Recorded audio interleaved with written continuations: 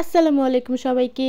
আমি শারমিন। আজকে এসেছি আপনাদের সাথে একটা ছোট্ট হোম ট্যুর ব্লগ নিয়ে। আমি দেখেছি আপনারা হোম ট্যুর ব্লগগুলো খুব পছন্দ করেন, তো ভাবলাম কেন আমিও করছি না। তো এই তো এন্ট্রি নিয়ে নিলাম আমাদের ছোট্ট বাসাটায়। দরজা খুলে শুরুতেই ডাইনিং স্পেস, এখানে একটি ছোট্ট শতরঞ্চি রয়েছিল যেটা আমার খুবই পছন্দ, আর ওইদিকে ডাইনিং টেবিল, আর এর সামনেই হচ্ছে ড্রয়িং রুম।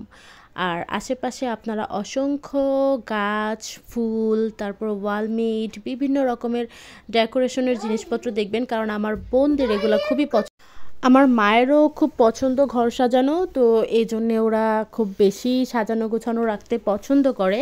তো এই তো আমাদের সোফা সেট, এদিকে অনেকগুলা ফুল ওয়ালমেট রয়েছে, এগুলো আমার খুবই ভালো লাগে। তো আপনাদেরকে দেখিয়ে দিলাম। এবার যাচ্ছি পরের একটি রুমে। এটা হচ্ছে একটি গেস্ট রুম বলতে পারেন, যেহেতু এখানে কেউ থাকে না, তো এটা ওয়ান কাইন্ড অফ গেস্ট রুমই বলা যায়। তো এই তো ঢুকে পড়লাম রুমে। এদিকে আমার ভাইগনা আগে গিয়ে ভ্লগারের মতন করে পরিচয় করিয়ে দিচ্ছিল, এটা হচ্ছে এটা ওটা এরকম বলে বলে।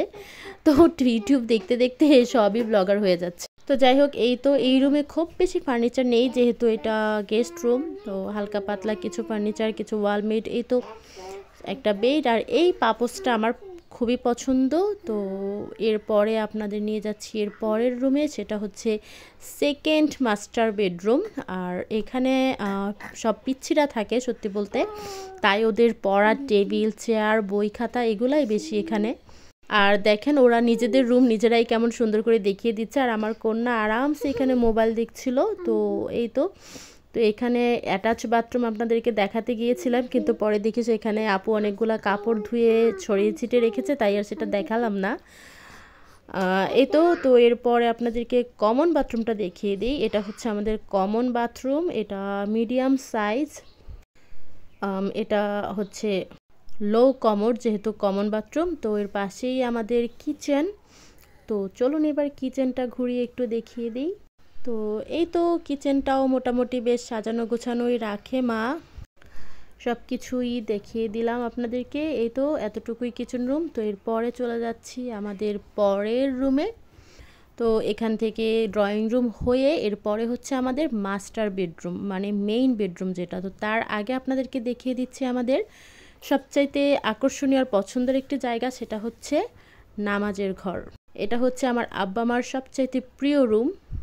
এই ঘরটাকে ওরা খুব সুন্দর করে সাজিয়ে রেখেছে, একেবারে জায়নামাজ, কোরআন শরীফ, তারপরে সব কিছু দিয়ে এখানে খুব সুন্দর একটা ওয়ালমেট করে রাখা হয়েছে দিয়েই, এই স্টাইলস দিয়ে। আর এটা হচ্ছে অজু করার জায়গা, এখানে বসে এখান থেকে সরাসরি অজু করে এই যে জায়নামাজ, কোরআন শরীফগুলো সুন্দর মতো সাজিয়ে রাখা আছে এখানে। এই রুমটা শুধুমাত্র নামাজ পড়ার জন্য ইউজ করা হয়। তো এই তো আমাদের নামাজের। তো এইবার চলুন আমাদের বেসিন। এটা যদিও এখানে ছোট বেসিন ইউজ করা হয়েছে, কারণ এই ফাঁকা জায়গাটিতে ওয়াশিং মেশিন আনার প্ল্যান রয়েছে, তাই। তো এটা হচ্ছে মাস্টার বেডরুম।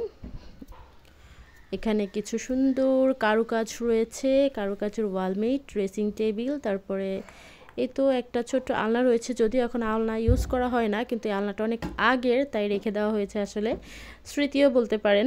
আর এটা হচ্ছে বারান্দা। তো এই তো শেষ হয়ে গেল আমার হোম ট্যুর। ভালো থাকবেন সবাই, সাথেই থাকবেন। আজকের মতো বিদায় নিচ্ছি। আল্লাহ হাফিজ।